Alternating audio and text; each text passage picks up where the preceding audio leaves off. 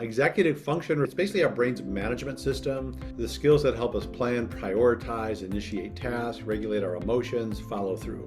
But none of these skills work well without strong attention. So let's talk about these different areas. One is if attention skills are weak, kids have struggles with task initiation, just getting started on task. So to start a task, a child needs to focus on the instruction, filter out distractions, shift attention from what they're doing to what they need to do. When attention skills are weak, it shows up as issues. Procrastination, they often get stuck, need prompting to get going. It can look like laziness, but often it's just difficulties with attention, which then manifests as executive function weaknesses. Attention issues also affect executive function related to working memory. So working memory is our ability to hold and manipulate information in our mind. Attention determines what gets into working memory, how long it stays there. So when attention drifts, directions are forgotten, multi-step tasks fall apart, and they lose track mid-problem.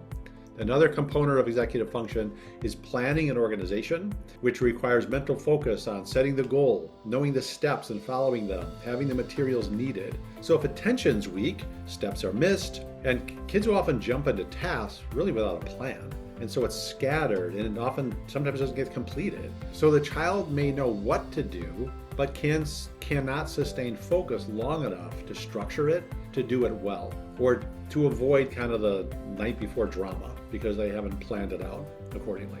Attention issues also affect executive function related to impulse control. If your child blurts out or does things, just like you're like, wow, why did you do that? They might be really bright and you're like, I'm not sure why you actually acted that way. A lot of times what's happening is because of attention issues, processing speed is weak, and they're basically acting before they've fully processed the action. And then cognitive flexibility is a critical skill that also relates to attention and executive function. And that is basically switching between tasks or ideas. If that's difficult, often it's due to weak attention skills. So transitions are very difficult. Kids get stuck on one approach, almost like hyper-focus, and really resist change. So if you're seeing issues with transitions, it often relates to attention issues. And then lastly, self-monitoring.